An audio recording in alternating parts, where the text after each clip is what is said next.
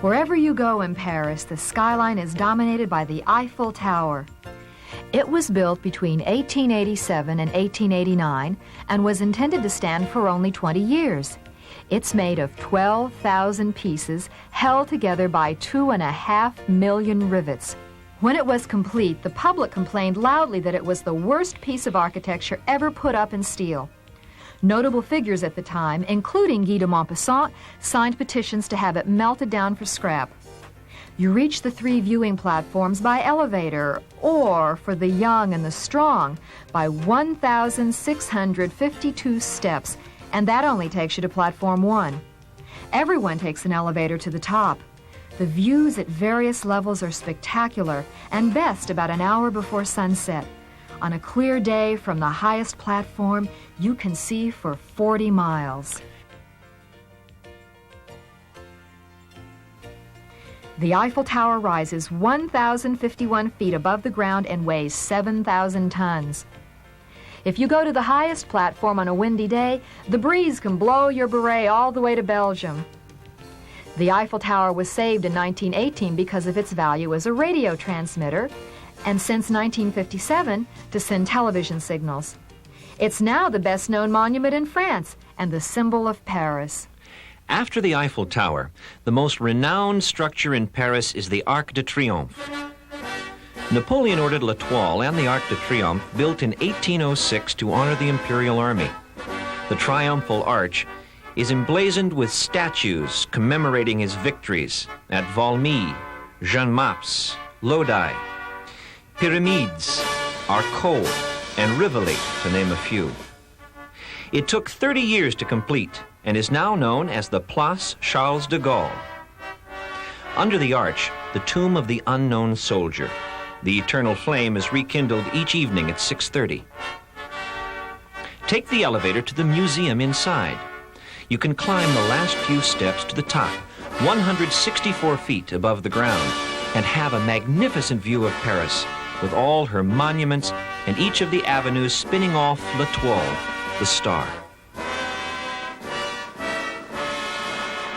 You're looking at the most famous 2 miles on Earth, down the Champs-Élysées between 2 triumphal arches. The walk from the Rond Point, or Round Point, to the Étoile is now largely commercial, yet its cafes are filled with Parisians and visitors dawdling over a pastry and a café crème, or sipping a liqueur and practicing the fine Parisian art of people-watching.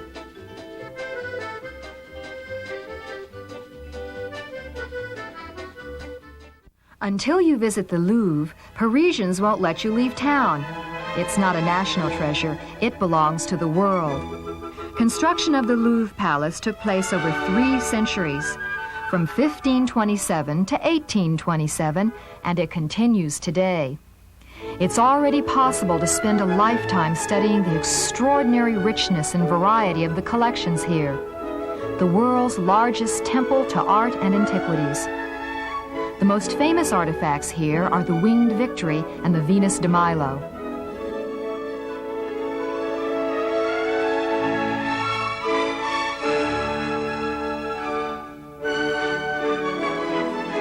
There are other masterpieces of classic sculpture in the Greco-Roman department, and in the Salle des Bijoux, displays of jewelry found near Pompeii.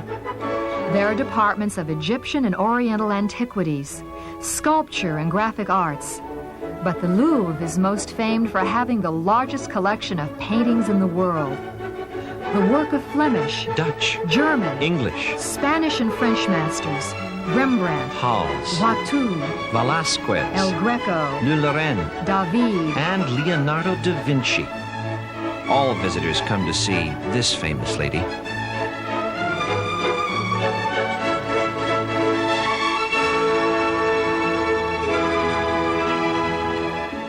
The Paris Underground, the metro, is one of the city's marvels.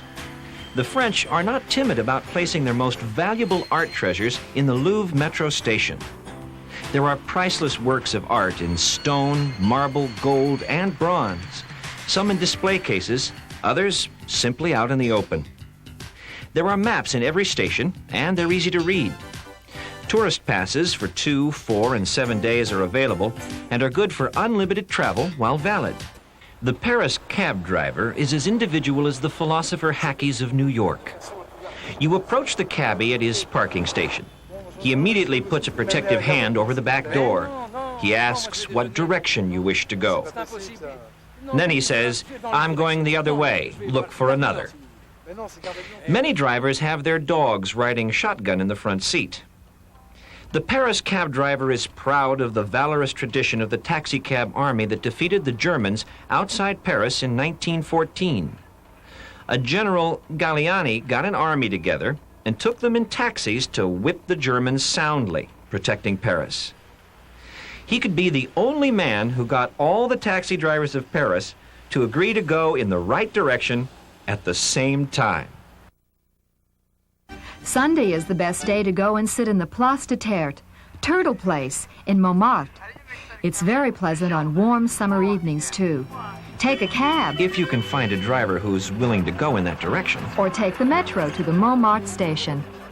There used to be hundreds of windmills on Montmartre, the highest ground in Paris. The Place de Terre lies off a cobblestone street, surrounded by wine shops, street artists, and tourists. Buildings sag on ancient foundations. The whole scene is a stage set.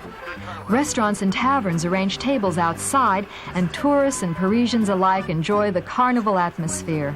The Place de Terre is surrounded by artistic restaurants. Chez Eugène, Au Clairon du Chasseur, La Mère Catherine, and others. Artists set up easels in the street. They wear turtleneck sweaters and are artistically unscrubbed. They are a varied group. Some stab at canvases with palette knives and fingers. Others use charcoal or just plain scissors. Many make extra income by drawing portraits on the spot. Wander around the square and take a look at their work before you decide who should draw yours. Place de Terre is in the shadow of Sacré-Cœur, the Church of the Sacred Heart. It is one of Paris's most famous landmarks. In 1163, Maurice de Sully, Bishop of Paris, vowed to give the city the great cathedral it deserved, and so Notre Dame was built. Henry IV of England was crowned King of France here in 1438. The coronation of Napoleon and Josephine took place here in 1801, and in 1944, the Te Deum, celebrating the liberation of Paris, was performed in the presence of Charles de Gaulle. You can climb up a winding staircase to the balconies by the great bell towers for more panoramic views of Paris. The gargoyles and flying buttresses have been captured in art and photos for centuries. In the fictional Hunchback of Notre Dame, here is where Quasimodo sought sanctuary in the classic story of Beauty and the Gentle Beast. The square in front of Notre Dame, the Place du Parvis, is the official center of France. This is Kilomètre Zero, the point from which all distances in France are measured.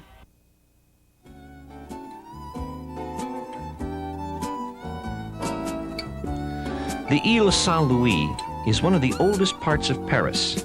On the eastern tip of the island, by the Pont de Sully, is the Quai de la Tournelle. There are views of the Pantheon from the narrow, winding streets on the left bank. At number 15 Quai Tournelle is perhaps the most publicized restaurant in Paris, La Tour d'Argent. La Tour d'Argent is 400 years old.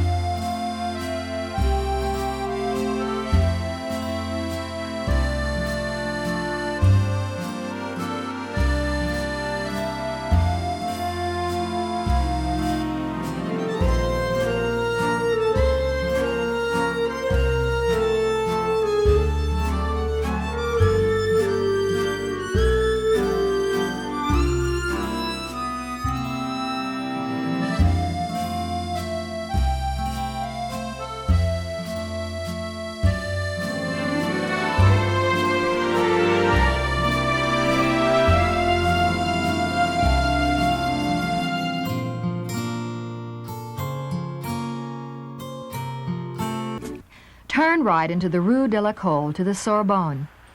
Founded in 1253 by Robert de Sorbonne as a theological college for 16 poor students, the Sorbonne quickly overshadowed many of the great universities of Europe in prestige and the quality of education. It has always played a leading role in political and religious disputes. And in 1968, the Sorbonne was the center of student agitation which led to university reform throughout France. Many of France's publishing houses have offices in this quarter. And there are a lot of hopeful writers polishing French verbs at the tables of cafes.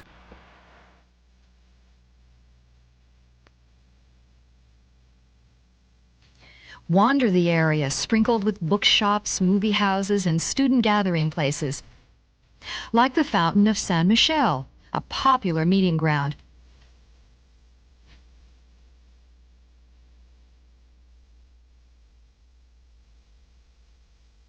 Or stroll the alleyways of the Luxembourg Gardens. There are antique stores and chocolate shops and outdoor markets to explore.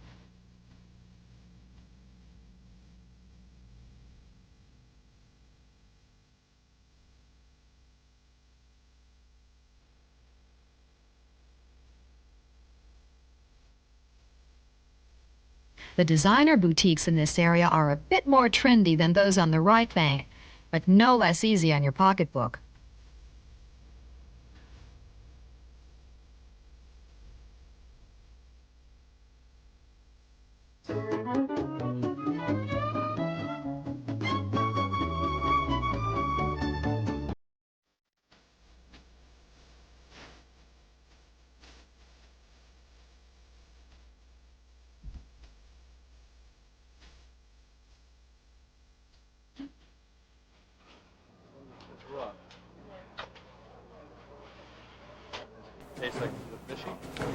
For a look at what the French call military Paris, the Avenue de Suffren, bordering the Champ de Mars, was originally built as a series of market gardens. Later it became a parade ground for the École Militaire, the military school, built at the instigation of Louis XV's favorite, Madame de Pompadour, and completed in 1772. The Hôtel des Invalides was built by Louis XIV as a refuge for disabled soldiers. The facade is majestic, the door magnificent.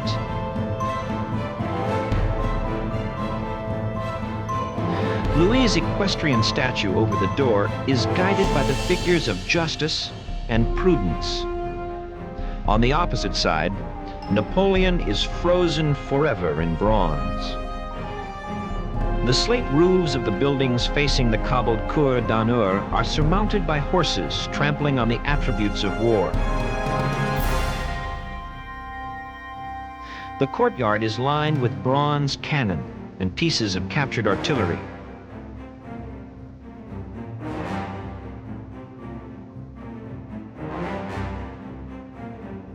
The Church of Saint-Louis des Invalides is decorated with flags captured from enemy armies.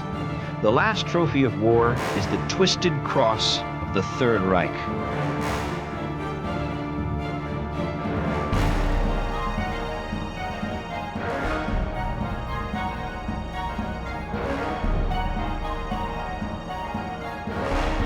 Behind is the Church of the Dome, where Napoleon's body lies placed in 6 coffins, each inside the other, in a tomb of red porphyry on a green pedestal. The tomb is illuminated by light from the windows of the magnificent dome overhead. Below, just in front of Napoleon's statue, is the tomb of l'Aiglon, the emperor's only son, who was appointed king of Rome before he died of consumption at only 21 years of age. In surrounding chapels are the tombs of Napoleon's brothers, Jerome and Joseph Bonaparte, and of the great French marshals.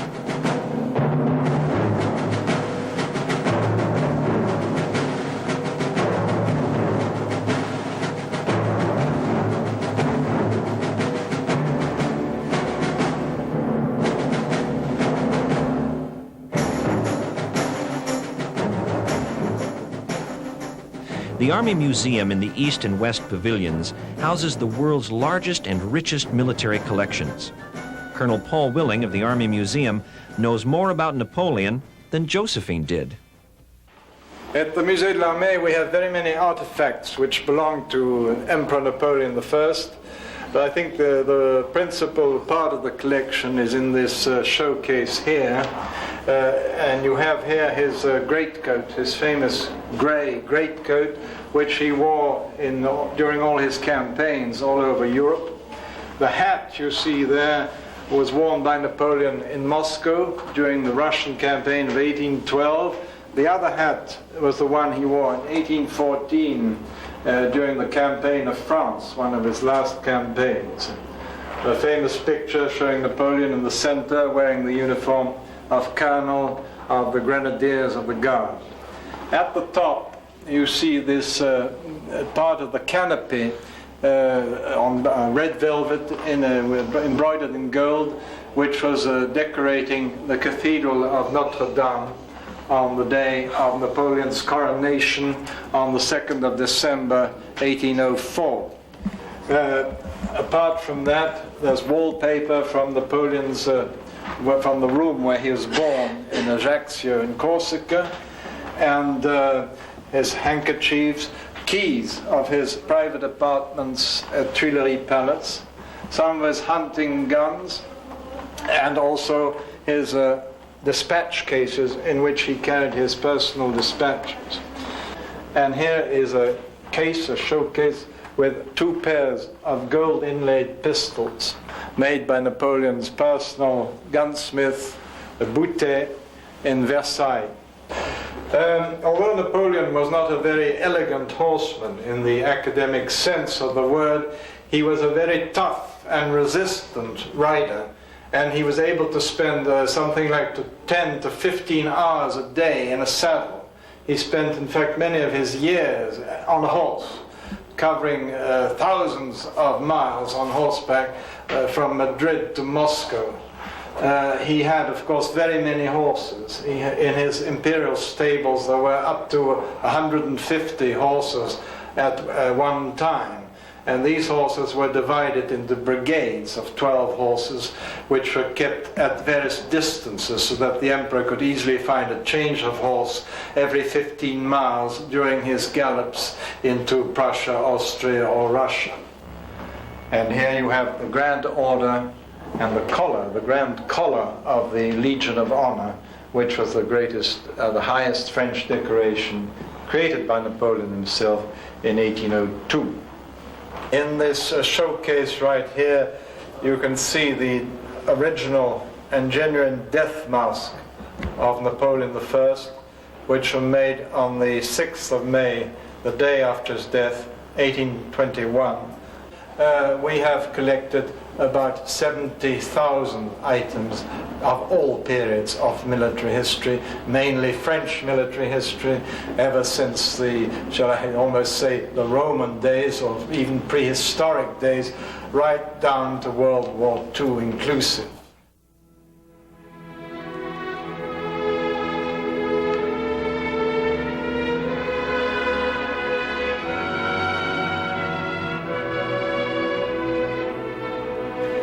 Other ghosts of 20th century artists and writers haunt the cafes of Montparnasse.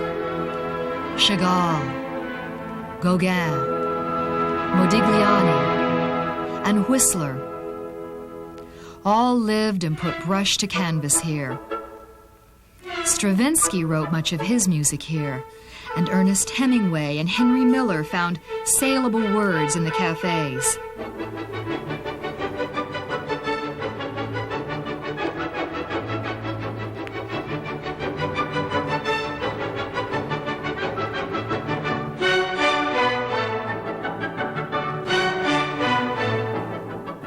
"14 miles west of Paris, the City of Light, is the most astonishing, the most beautiful monument left by French royalty, the magnificent Chateau of Versailles.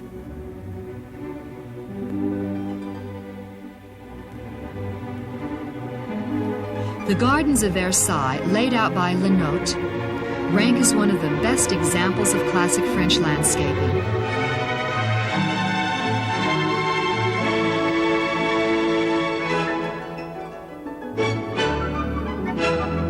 There are tree-lined alleys and lakes and foamy white fountains.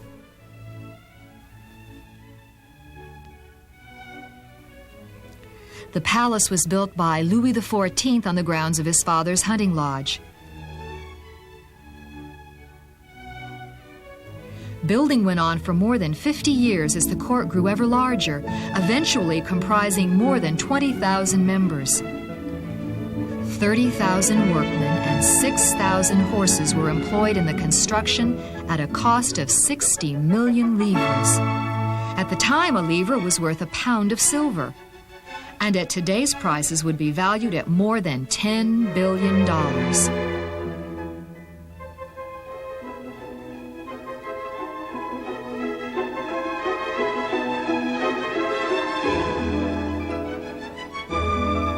From the marble courtyard, you see the balcony where the Sun King greeted his noble guests. Inside the grand apartments are a series of 6 rooms where Louis XIV held court.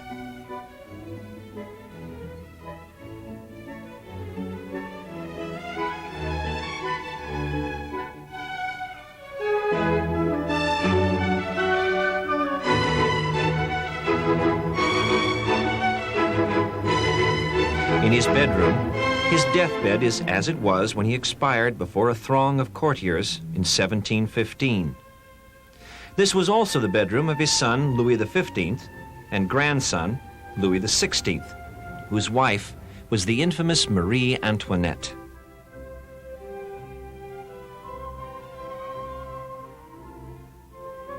In her bedroom, you see the secret door she used to escape before the revolutionary mobs could reach Versailles.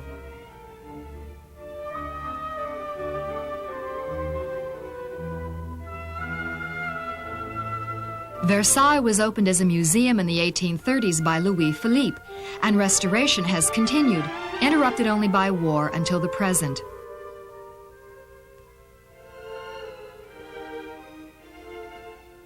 A complete tour of the chateau and gardens is impossible to make in just one day, yet the highlights can be seen, including the chapel, all white and gold, the heavily gilded altar, the superbly carved doors. Artisans are still employed restoring its splendor.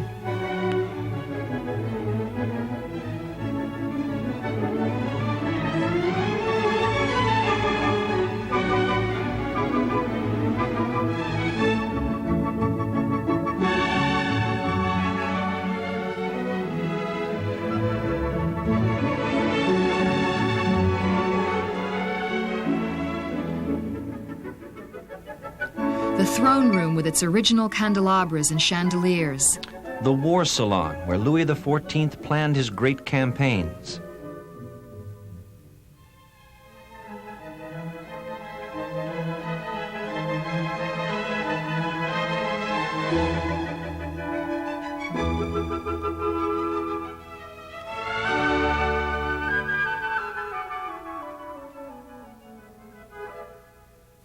Versailles was brilliantly designed so that the movements of the king followed the movements of the sun, or vice versa, so that the king would always appear greater than life, surrounded by a halo of light.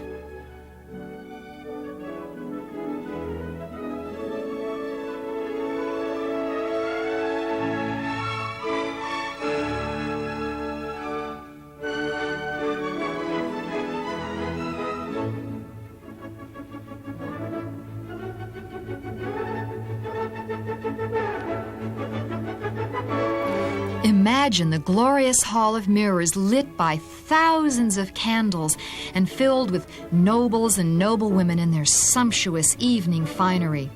The king seated at the end of the hall, too radiant to behold. Depending upon the gods of Paris traffic, you'll be able to return from Versailles to Paris well within an hour.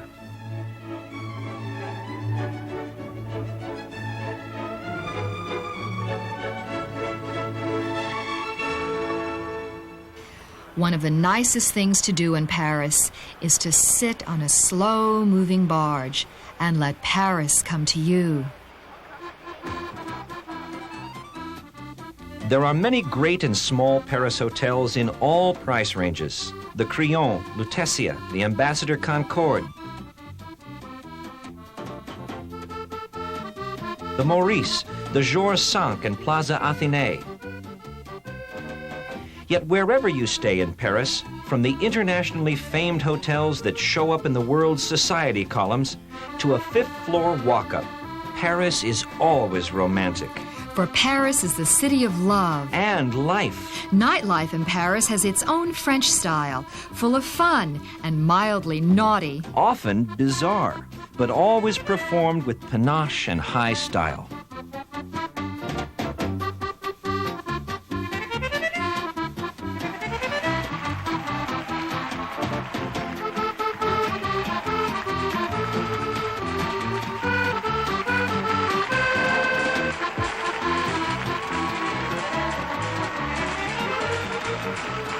In Place Pigalle, there are quiet bistros where friends become lovers. You'll always remember Paris because it will engrave memories on your mind forever. And your Paris will be different, special to you for your own special reasons.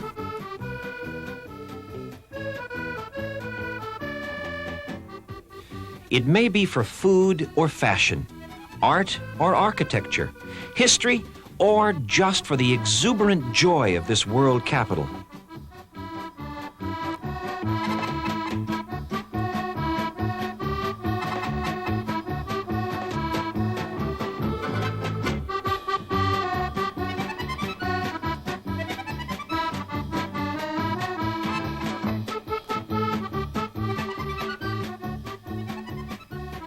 We'll be looking for you on the streets of Paris. You'll love it. And Paris will love you.